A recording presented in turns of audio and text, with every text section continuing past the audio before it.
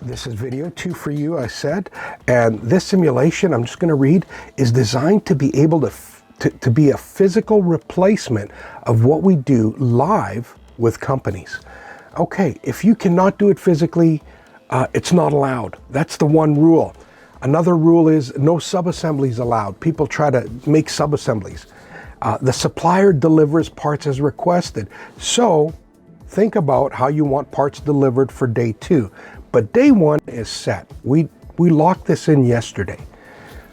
So we're going to accept the parts the way the supplier delivered them yesterday for today's production.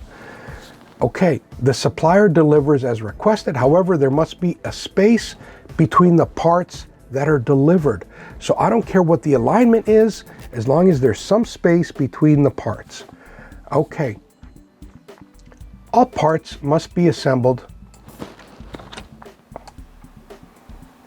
All parts must be assembled in sets. In other words, think about it as a kit. It's a serial number. So they must be assembled in sets. I'll explain that a little later as well. Okay, so here we are.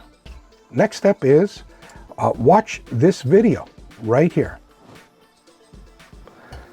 Next, this is the physical workspace explanation. Start with this video. It'll explain what's expected physically if we were to do a Lego simulation live, because we're using that information and we're going to talk about the differences in a digital workspace. Watch that video and then meet me here where it says pick an avatar. Okay, right here is video number 3 for you after you do, watching of the other videos. Good. See you in video 3.